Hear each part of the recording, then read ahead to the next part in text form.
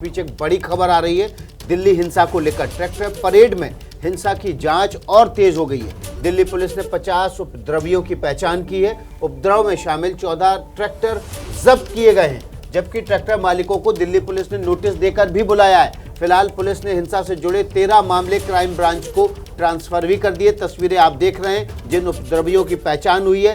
लाल किले की हिंसा मामले में ये तस्वीरें दिल्ली पुलिस ने एक-एक करके जारी की हैं और 14 ट्रैक्टर जब्त किए हैं। अब इनके मालिकों को, ट्रैक्टर मालिकों को पुलिस ने नोटिस देकर भी बुलाया है। तो ये देखिए 4 तस्वीरें, आरोपी नंबर 1, आरोपी नंबर 2, आरोपी नंबर 3, आरोपी नंबर 4, सभी के हाथ में डंडे और लाठियां हैं।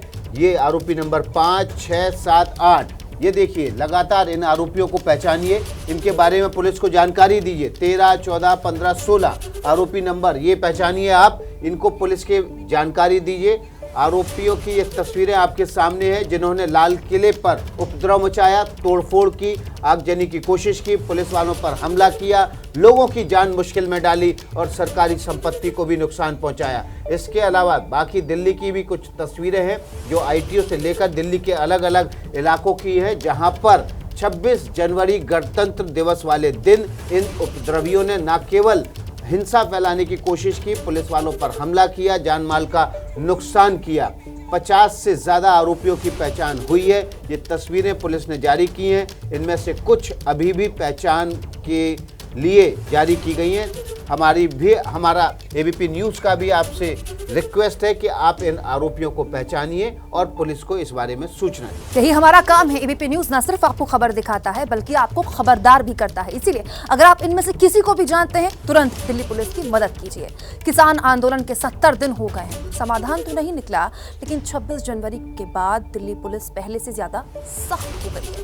कीलें टीकरी से लेकर गाजीपुर तक पहुंच चुकी हैं। पुलिस की सख्ती के बीच महापंचायतों के जरिए आंदोलन में जान डालने की भी कोशिश हो रही है।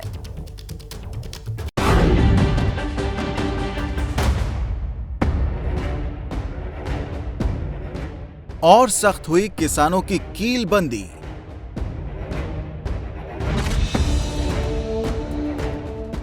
सत्तर दिन बॉर्डर पर और बढ़ा घमासान।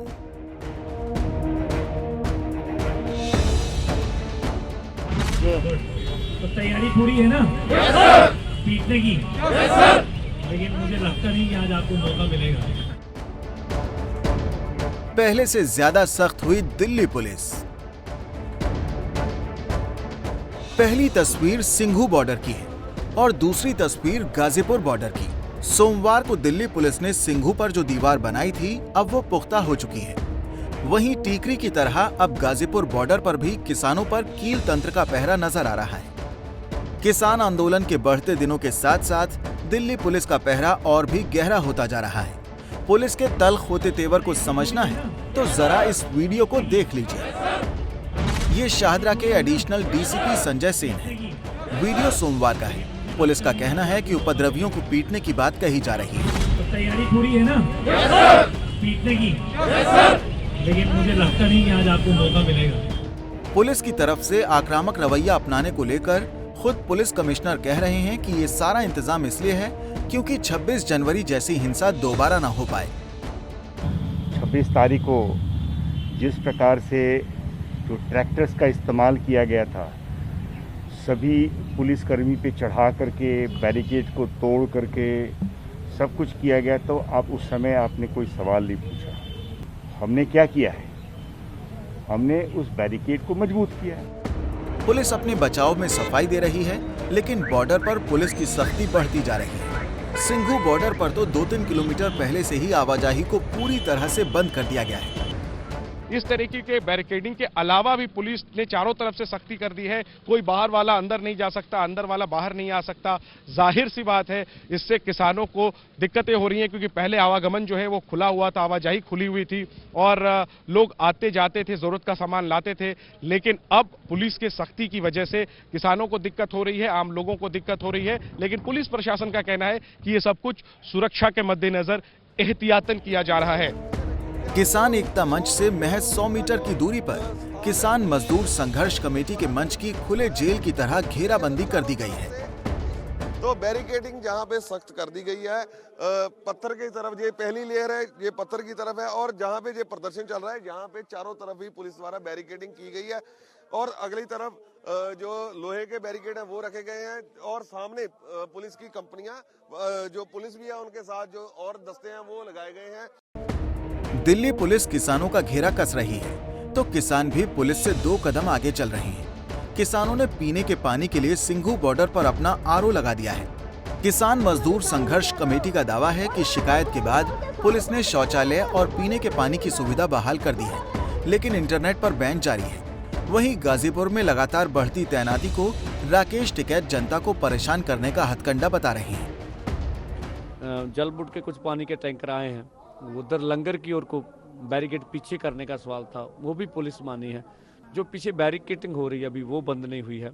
सबसे बड़ी चीज है कि जिस तरह से कटीले तार लगाए गए हैं और ये प्रतिबंधित तार है, खेत में प्रतिबंधित, जिस तरह से सड़कें खोद दी गई, आम जनता को पूरा दुखी करने का प्लान है। पुलिस की तरफ से लगातार कसते शिकंजे और आंदोलन को दोबारा मजबूती के साथ खड़ा करने के लिए हरियाणा के जींद में आज किसानों की महापंचायत होगी, जिसमें समर्थन जुटाने के लिए राकेश टिकैत समेत कई नेता शामिल होने वाले हैं। कल दिल्ली के बवाना में आंदोलन के समर्थन में महापंचायत बुलाई जा सकती है। शनिवार को 3 घंटे के लिए चक्का जाम का नारा दिया है। किसानों के आंदोलन और पुलिस की सख्ती के बीच सरकार और किसानों की बातचीत पूरी तरह से ठप पड़ी हुई है। राकेश टिकैत का कहना है कि बातचीत का फैसला किसान नेताओं को मिलकर लेना है।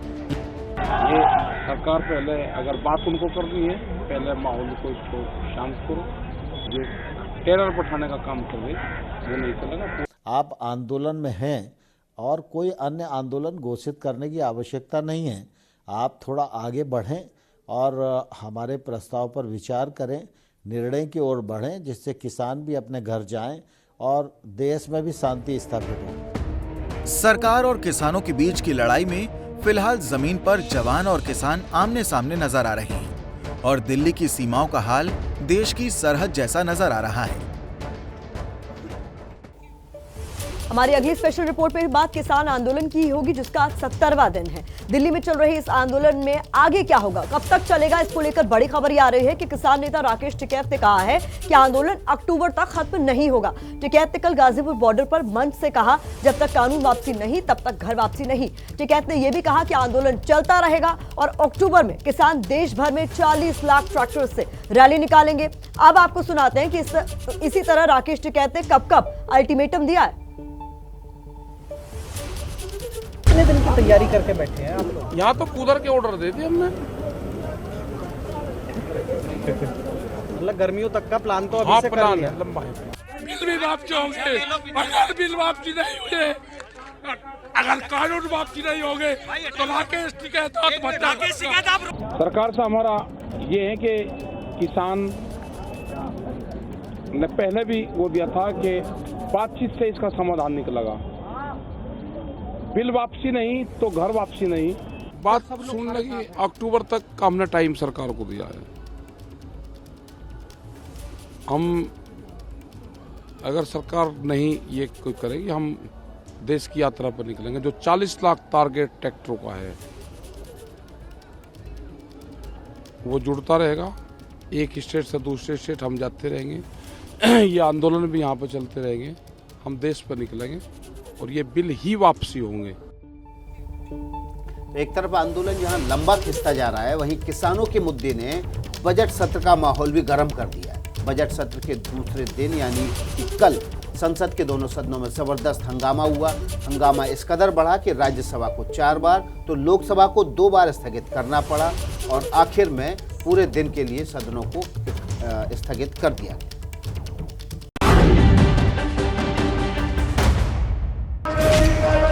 प्लीज प्लीज प्लीज वापस जाइए प्लीज। 2 तस्वीरें, एक जगह हिंसा तो दूसरी जगह हंगामा, लेकिन मुद्दा सिर्फ एक कृषि कानून, जिसे लेकर दिल्ली ने गणतंत्र दिवस के दिन हिंसा और फसाद तक न जाने क्या कुछ देखा और अब ये मुद्दा संसद में हंगामे की वजह बन गया है। Question our is on please. Question our is on. माननीय मंत्री जी अध्यक्ष महोदय। बजट सत्र के दूसरे दिन राज्यसभा से लेकर लोकसभा तक कृषि कानूनों का मुद्दा उठा। तीनों कृषि कानूनों को रद्द किए जाने की जो मांग किसान 70 दिनों से उठा रहे हैं, सदन में पूरा विपक्ष उसे समर्थन दे रहा है और इसी वजह से बजट सत्र का दूसरा दिन हंगामे से भरा रहा। किसी सूचना के लिए अनुमति प्रदान नहीं की गई है।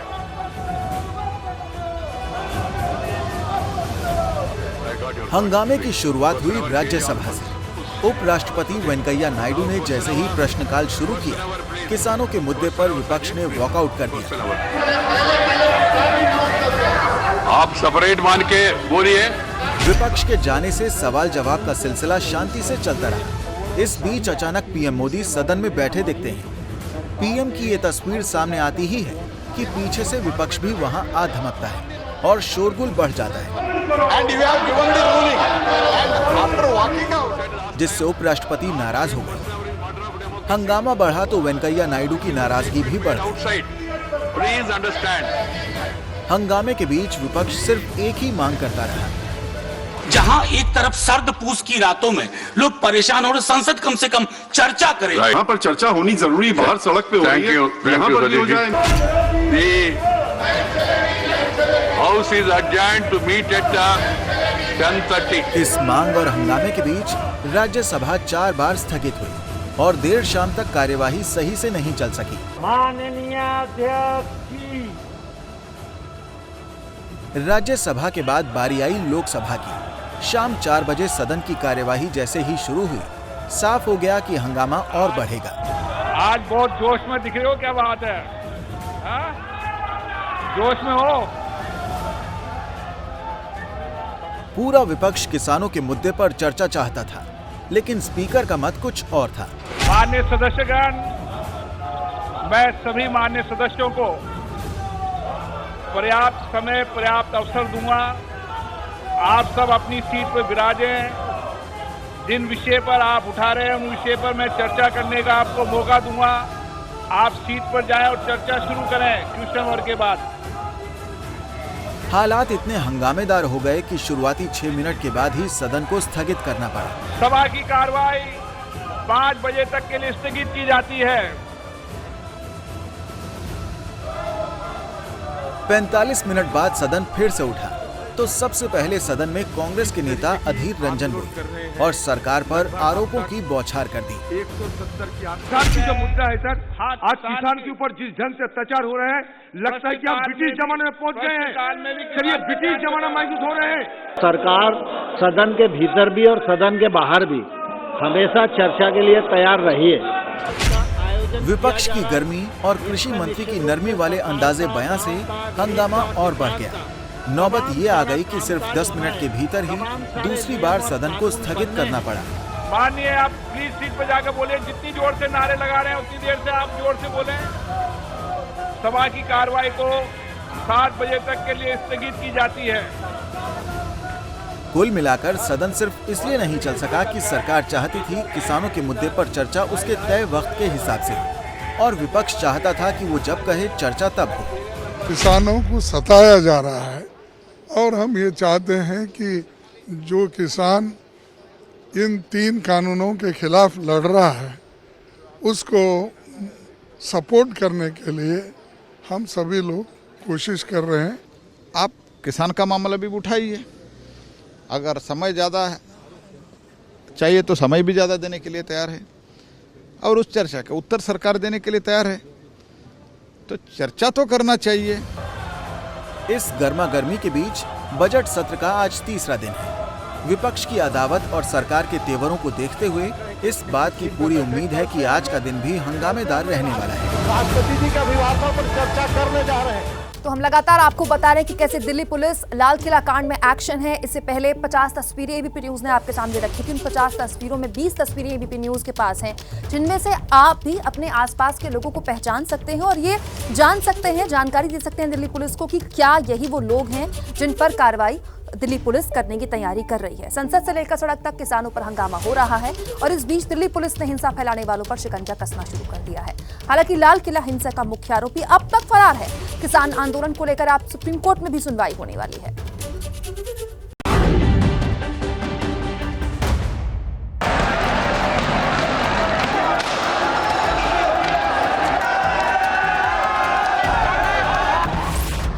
गणतंत्र के गुनहगारों पर कसा शिकंजा।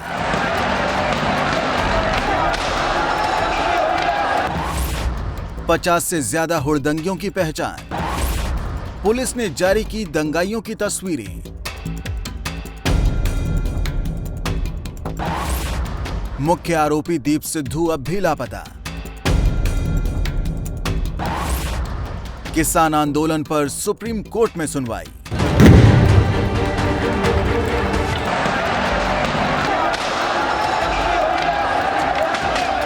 ये गणतंत्र के उन गुनहगारों की तस्वीरें हैं जिनकी तलाश पुलिस को है। दिल्ली पुलिस ने 26 जनवरी को हिंसा फैलाने वाले 12 लोगों की तस्वीरें जारी की हैं। इन 12 के साथ साथ 26 जनवरी को हिंसा फैलाने का मुख्य आरोपी दीप सिद्धू, पूर्व गैंगस्टर लखा सिधाना और लाल किले पर झंडा फहराने वाला जुगराज अब भी लापता है, जिसकी तलाश में क्राइम ब्रांच की टीम पंजाब में खाक छान रही है। मुख्य आरोपी और Punjabi singer Deep Sidhu social media पर वीडियो जारी कर रहा है, लेकिन अब तक पुलिस की पकड़ से बाहर है।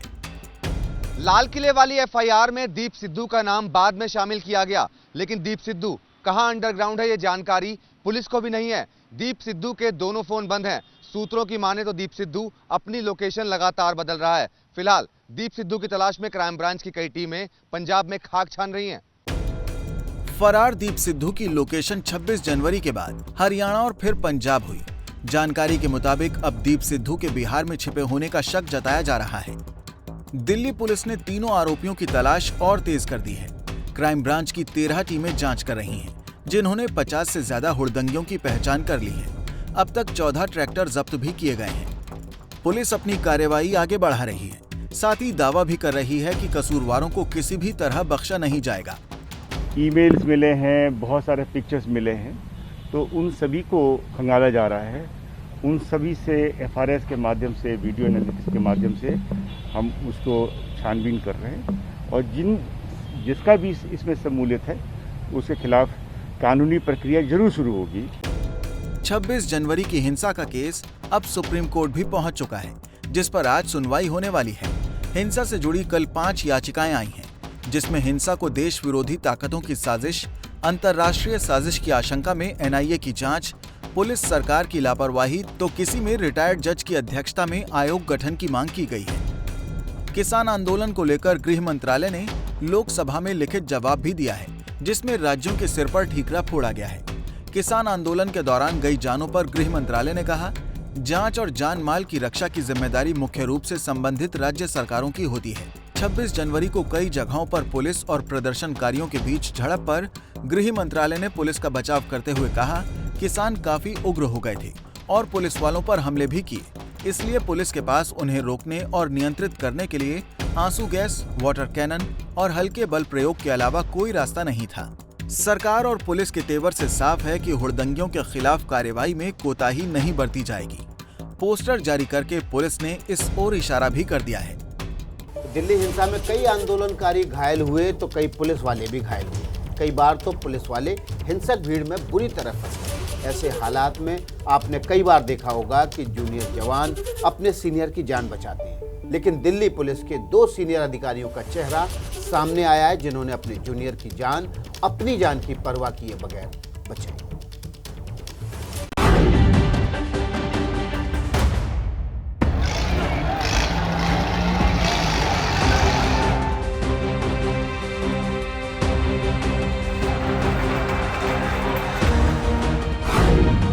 दिल्ली हिंसा की एक और कहानी। मिलिए दिल्ली पुलिस के 2 दिलेरों से। खतरों से खेलकर बचाई जूनियर की जान। 26 जनवरी को हुई हिंसा के दौरान लाल किले की ये तस्वीर डरावनी थी।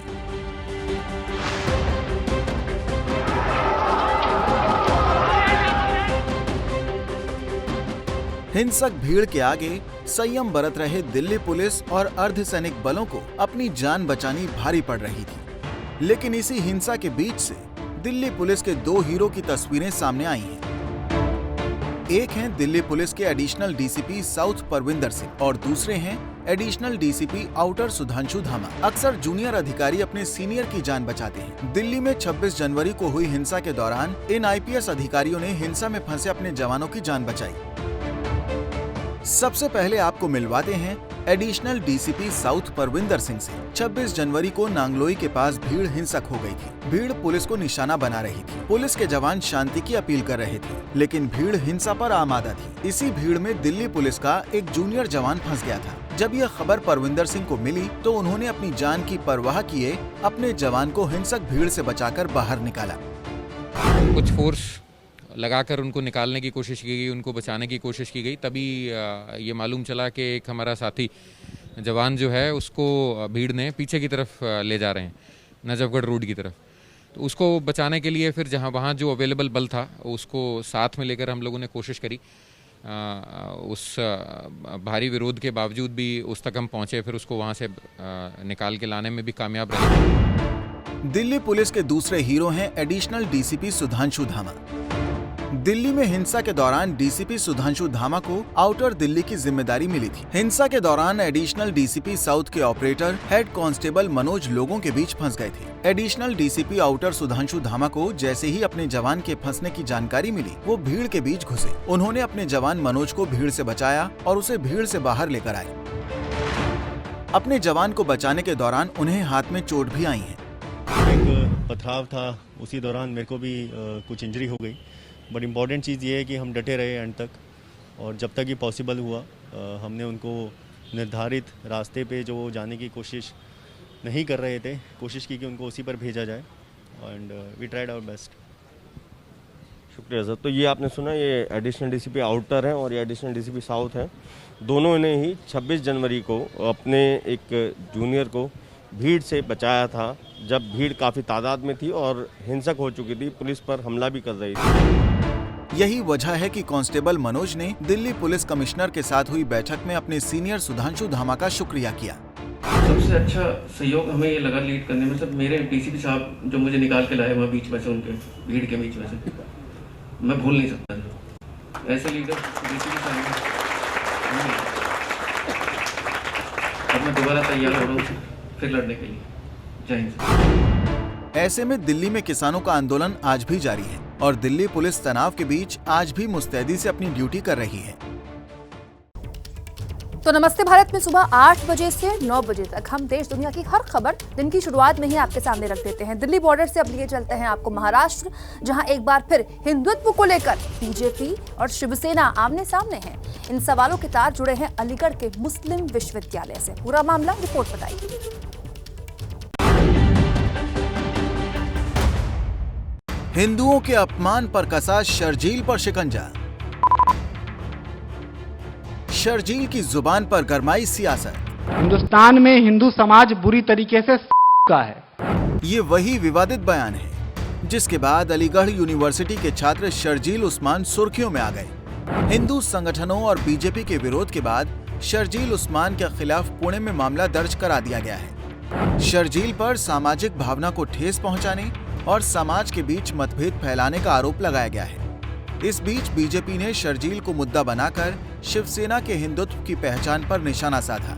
फडणवीस ने उद्धव राज को मुगल राज तक कह दिया। बिल्कुल भाषण सबके सामने है, बहुत स्पष्ट रूप से उसने कहा है, और अगर कार्रवाई नहीं हुई तो इसका मतलब सीधा है ठाकरे सरकार के आशीर्वाद से इस प्रकार का बयान उसने दिया है। शर्जील उस्मानी नाम का दिमाग का कोई व्यक्ति महाराष्ट्र के पुणे में आकर हिंदुओं को कहता है, हम इसको सहन नहीं कर सकते। ये बिल्कुल गलत बात है। महाराष्ट्र की सरकार ने इसके ऊपर कार्रवाई करनी चाहिए। महाराष्ट्र में राज किसका है? क्या मुगलों का राज चल रहा है?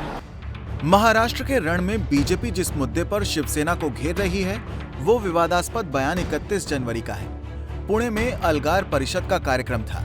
इस कार्यक्रम में देश भर से अलग अलग क्षेत्रों के लोगों को भाषण के लिए बुलाया गया था। इसी लिस्ट में अलीगढ़ मुस्लिम यूनिवर्सिटी का पूर्व छात्र शर्जील उस्मानी का नाम भी था। मंच संभालते ही शर्जील ने हिंदू समाज पर कई आपत्तिजनक बातें कही। हिंदुस्तान में हिंदू समाज बुरी तरीके से का है। जुनैद को 14 साल हाफिज मोहम्मद जुनैद को चलती ट्रेन में एक भीड़ 31 बार चाकू मारकर कत्ल कर देती है, कोई रोकने नहीं आता है। फिर किसी को पकड़ते हैं, फिर कत्ल करते हैं, फिर नॉर्मल लाइफ जीते हैं, मोहब्बत भी कर रहे हैं, घर में बाप का पैर भी छू रहे हैं, मंदिर में पूजा भी कर रहे हैं, लेकिन फिर बाहर आकर यही करते हैं।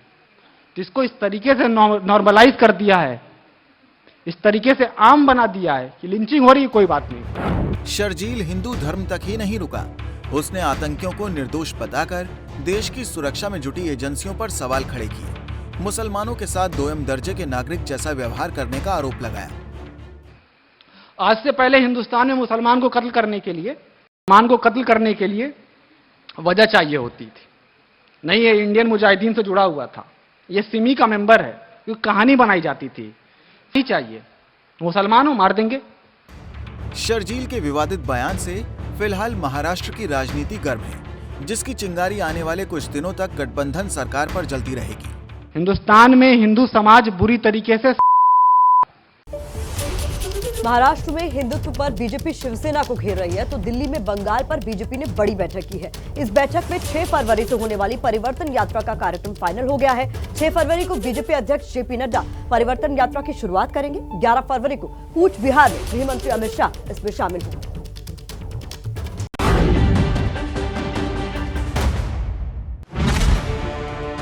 बंगाल में डांस ऑफ डेमोक्रेसी। पश्चिम बंगाल में सियासी हलचल तेज है। ममता बनर्जी की ऐसी तस्वीरें आपने कम ही देखी होंगी। वो पश्चिम बंगाल के अलीपुरद्वार के फलकता में चाय बागान कर्मचारियों के सामूहिक विवाह समारोह में पहुंची और स्थानीय लोगों के साथ जमकर थिरकी।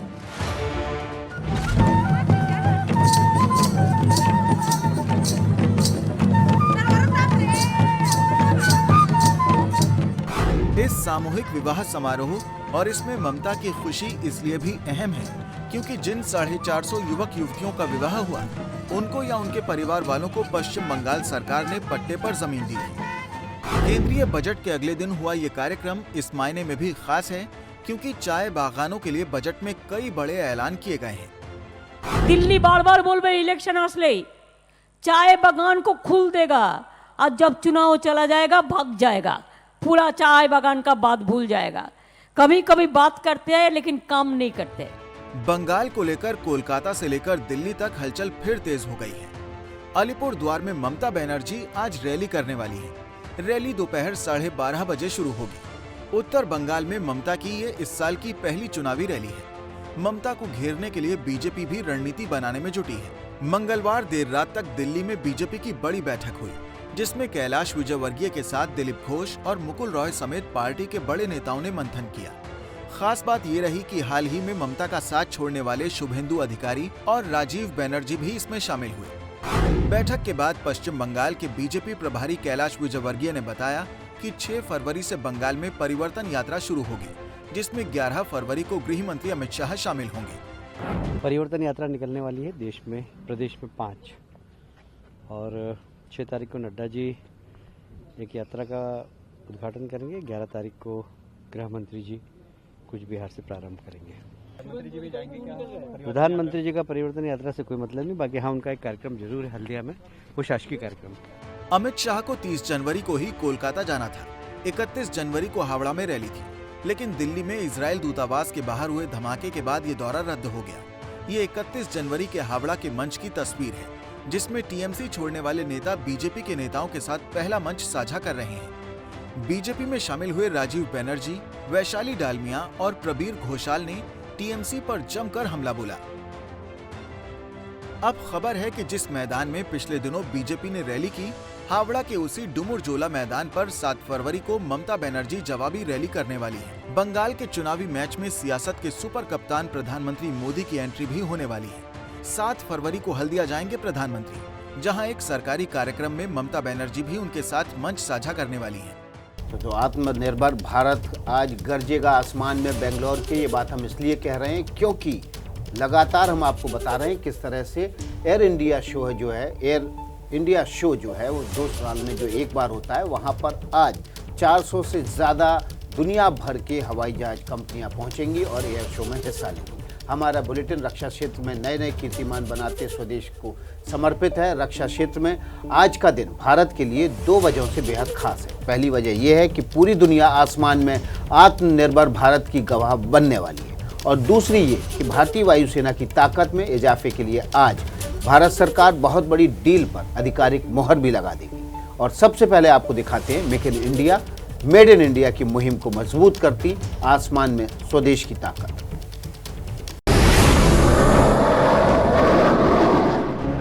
आज आसमान में दिखेगी आत्मनिर्भर भारत की ताकत।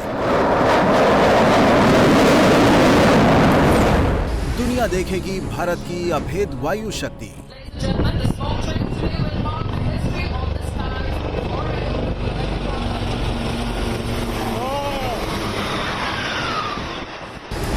तीन दिनों तक सुनाई देगी हिंदुस्तान के पराक्रम की गूंज।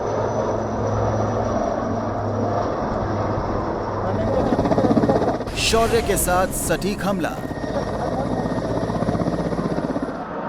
पराक्रम के साथ आक्रामकता और रफ्तार के साथ दुश्मन पर वार। ये सब कुछ एक साथ बेंगलुरु के आसमान में दिखेगा, क्योंकि एरो इंडिया शो के 13वें संस्करण का आज से आगाज हो रहा है।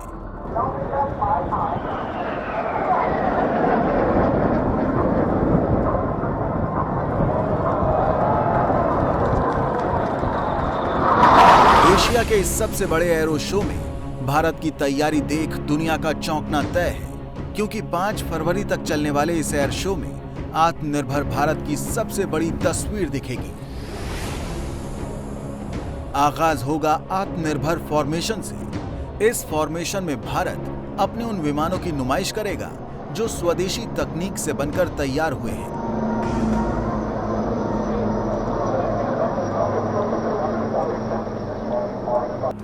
इस फॉर्मेशन की अगुवाई करेगा लाइट कॉम्बैट एयरक्राफ्ट यानी LCA तेजस। इसके बाद 2 हिंदुस्तान टर्बो ट्रेनर यानी HTT-40 एयरक्राफ्ट, फिर आएगा एडवांस हॉक MK-132 और आखिर में सिविल डॉर्नियर DO-228 एयरक्राफ्ट एक साथ उड़ान भरेंगे।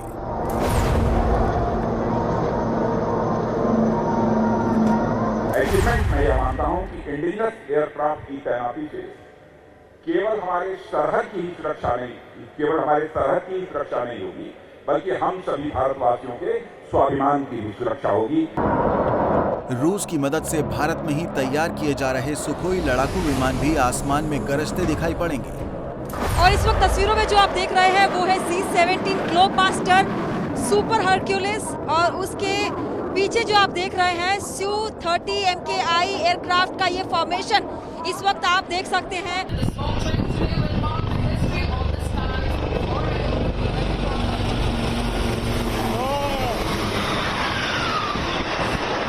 आज का मेगा शो कैसा रहने वाला है, इसका ट्रेलर कल दिखा, जब वायुसेना की सारंग और सूर्य किरण टीम ने अपने करतब से सबको चौंका दिया।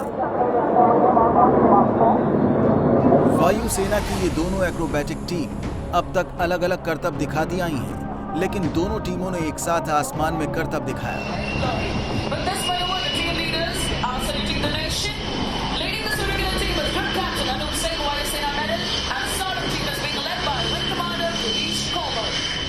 एरो शो हर 2 साल में एक बार आयोजित होता है, जिसमें रक्षा क्षेत्र से जुड़ी देश दुनिया की कई कंपनियां हिस्सा लेती हैं, और इस बार भी नया रिकॉर्ड बना है, क्योंकि एरो शो में देश विदेश की करीब 600 कंपनियों ने रजिस्ट्रेशन करवाया है, जिसमें 14 देशों की 78 विदेशी कंपनियां शामिल हैं। 203 कंपनियां अपने हथियारों और दूसरे सैन्य साजो सामान को वर्चुअली प्रदर्शित करेंगी, इसीलिए इसे हाइब्रिड मोड प्रदर्शनी का नाम दिया गया है। वायु क्षेत्र में भारत के बढ़ते दबदबे की ही देन है कि दुनिया की हर बड़ी रक्षा कंपनी अब मेक इन इंडिया के तहत ही भारत में हथियारों का निर्माण करना चाहती है।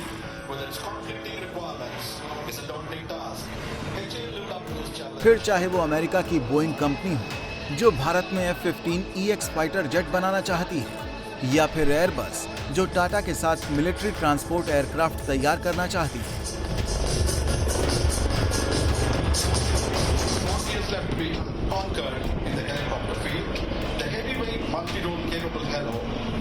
हालांकि इस बार हिंदुस्तान एरोनॉटिक्स लिमिटेड यानी HAL के स्वदेशी एयरक्राफ्ट ज्यादा छाए रहेंगे। करीब 42 एयरक्राफ्ट एयर डिस्प्ले में शामिल होगी, जिसमें भारत का रफाल, सुखोई 30 MKI और साथ ही तेजस भी शामिल होगा। कैमरा पर्सन प्रसन्ना कुमार के साथ पिंकी राजपुरोहित, ABP न्यूज, बेंगलुरु। एक ताजा अपडेट आपको इस मामले में दे देते हैं कि केंद्रीय रक्षा मंत्री राजनाथ सिंह इस वक्त वहां पहुंच गए हैं। सीधे लिए चलते हैं आपको, हमारे दो सहयोगी हमारे साथ मौजूद हैं, नीरज और पिंकी, उनकी जुबान से जानेंगे पूरा हाल। लेकिन रक्षा क्षेत्र में आज का दिन क्यों खास है, हमने आपको लगातार तस्वीरों के जरिए भी दिखाया, अपनी रिपोर्ट के जरिए भी दिखाया। ये देखिए, रक्षा मंत्री राजनाथ सिंह के आने के बाद की तस्वीरें हम आपको दिखा रहे हैं। हमारे सहयोगी नीरज राजपूत आ चुके हैं फ्रेम में। नीरज, रक्षा मंत्री आ गए हैं, बहुत खास है आज का दिन। भारत की ताकत, आत्मनिर्भर भारत की ताकत कैसे हवा में है ये तो दुनिया देखेगी ही, बल्कि रक्षा समझौते के लिहाज से भी आज का दिन महत्वपूर्ण है। बिल्कुल आगाज हो चुका है एरो इंडिया 2021 का, यहाँ पर बेंगलुरु में हो चुका है। और देखिए जो हेलीकॉप्टर्स हैं वो तिरंगा और साथ में भारतीय वायुसेना और जो एरो इंडिया शो का जो फ्लैग लेकर वो निकल चुका है। रक्षा मंत्री राजनाथ सिंह यहाँ पर पहुँच चुके हैं। इसके अलावा कर्नाटक के मुख्यमंत्री हैं और chief of defence staff CDS, तीनों सेनाओं के प्रमुख यहाँ पर पहुँच चुके हैं। और 9:30 बजे खुद रक्षा मंत्री राजनाथ सिंह इसमें अपनी स्पीच देंगे और उसके बाद फ्लाइंग डिस्प्ले होगा। और जैसे कि आपने बिल्कुल ठीक कहा कि इस बार बाहर ये जो एरो इंडिया शो है ये इसलिए खास है क्योंकि पहली बार ऐसा हो रहा है कि भारत के जो स्वदेशी हथियार है, जो स्वदेशी फाइटर जेट है यानी कि लाइट कॉम्बैट एयरक्राफ्ट तेजस, और साथ ही जो हेलीकॉप्टर्स है, चाहे फिर वो लाइट कॉम्बैट हेलीकॉप्टर्स LCH हो या फिर ALH ध्रुव हो या फिर जो नया हेलीकॉप्टर HAL ने तैयार किया है लाइट यूटिलिटी हेलीकॉप्टर LUH, ये सब भारत जो है दुनिया के सामने प्रदर्शित करने वाला है। क्योंकि ये जो एरो इंडिया शो है 2021 ये एशिया की सबसे बड़ा एरो शो और डिफेंस एग्जीबिशन है। जी नीरज, आप लगातार नजर बनाए रखें। इस बीच हमारे साथ पिंकी राजपुरोहित भी लगातार वहां से जुड़ी हुई है। पिंकी, आज क्या कुछ देखने को मिलेगा हम सबको? देखिए, आपको बता दें कि डिफेंस मिनिस्टर इस वक्त पहुंच चुके हैं। आपसे कुछ ही देर में एयर डिस्प्ले शुरू हो जाएगा, जिसमें इस बार सबसे खासियत ये है कि भारत के पास जितने भी बड़े एयरक्राफ्ट है उनका डिस्प्ले खासतौर पर होगा। हम अगर बात करें सुखोई 30 MKI की या फिर जैगवार की, हॉक आई और साथ ही ग्लोबमास्टर C-17 की, तो ये तमाम जो एयरक्राफ्ट है जो भारतीय वायुसेना के पास है उनका शक्ति प्रदर्शन जो है वो इस एयर डिस्प्ले में होगा। और साथ ही हमारा अपना भारत में बना भारत द्वारा जो तेजस है वो इस डिस्प्ले में शामिल होगा, जो कि अपना शक्ति प्रदर्शन करेगा इस एरो इंडिया शो में। और साथ ही इस पूरे एयर डिस्प्ले में इस बार आत्मनिर्भर भारत को कहीं ना कहीं आगे दिखाने की कोशिश जो है वो दिखाई देगी, आपको बता दें। और साथ ही इस अगर एरो इंडिया शो का अट्रैक्शन अगर कहें तो वॉरियर ड्रोन इस बार की जो है खासियत है। वॉरियर ड्रोन की अगर बात करें तो ये तेजस को कहीं ना कहीं डिफेंड करेगा। अगर मान लीजिए युद्ध जैसे हालात अगर दिखाई देते हैं तो ऐसे हालात में तेजस को किस तरह से बचाया जाए, किस तरह से उसे डिफेंड किया जाए, इसके लिए खास एक वॉरियर ड्रोन जो है वो इस बार का सबसे बड़ा अट्रैक्शन होने वाला है। जी शुक्रिया पिंकी, आपका अभी आपके पास लौटेंगे और ताज़ा अपडेट जानने के लिए। लेकिन उससे पहले हम आपको एक खबर दिखा देते हैं जो कि रक्षा क्षेत्र से जुड़ी हुई है। रक्षा क्षेत्र में आज का दिन क्यों खास है ये बताने जा रहे हैं हम आपको। इसकी वजह जो है अभी अभी आपने देखी है, लेकिन दूसरी वजह जो खास है, क्यों आज भारत सरकार स्वदेशी के क्षेत्र में सबसे बड़ा रक्षा सौदा करने वाली है और इस डील के साथ ही भारतीय वायुसेना की ताकत में कई गुना इजाफा हो जाएगा।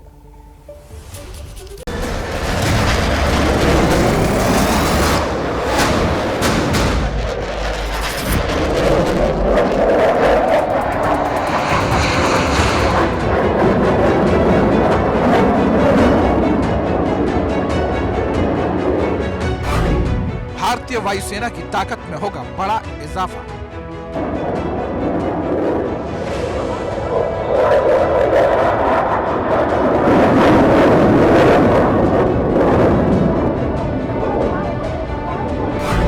तिरासी तेजस लड़ाकू विमानों की खरीद पर लगेगी आखिरी मुहर।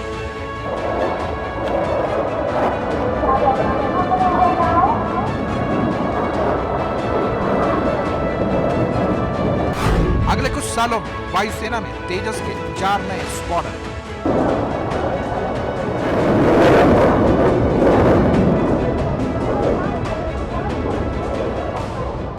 एलएसी पर चीन से चल रही तल्खी के बीच सरकार दुश्मनों पर स्वदेशी तकनीक से प्रहार करने की सबसे बड़ी डील करने जा रही है।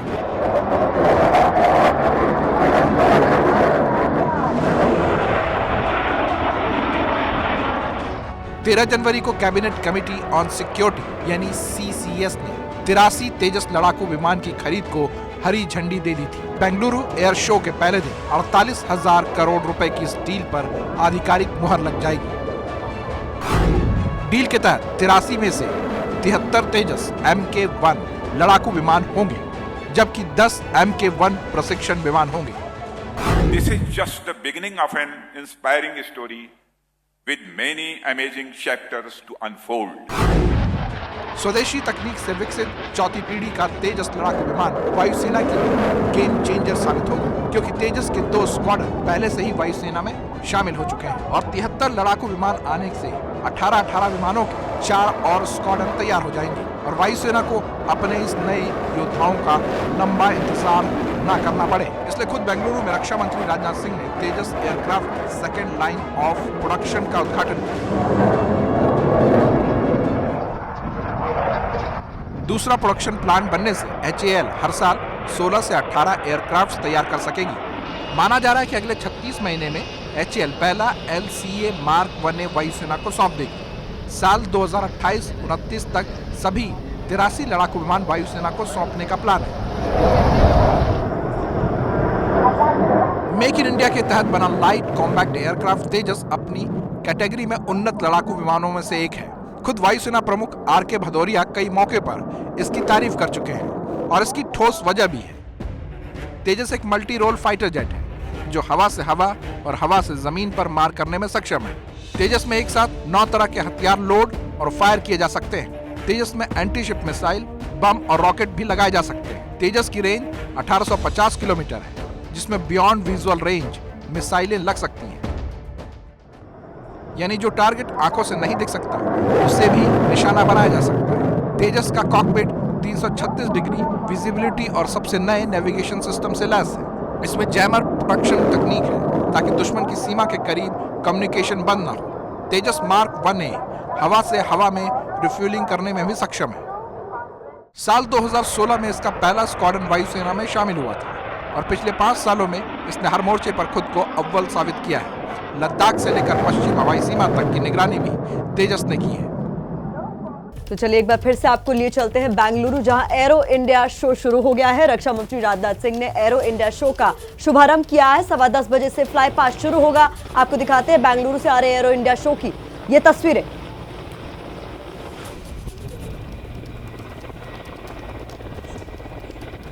तस्वीरें इस वक्त आप देख रहे हैं 3 हेलीकॉप्टर के जरिए भारत का तिरंगा, एयरफोर्स का झंडा और एरो इंडिया का झंडा लेकर ये 3 हेलीकॉप्टर फ्लाई पास्ट कर रहे हैं। राजनाथ सिंह मंच पर पहुंच चुके हैं और थोड़ी देर बाद यहां पर इस कार्यक्रम की शुरुआत होगी। एयर इंडिया शो में 400 से ज़्यादा दुनिया भर की कंपनियां पहुंची हुई हैं। यहां पर 83 तेजस विमानों का भी सौदा होना है, जो कि तकरीबन 48,000 करोड़ का है।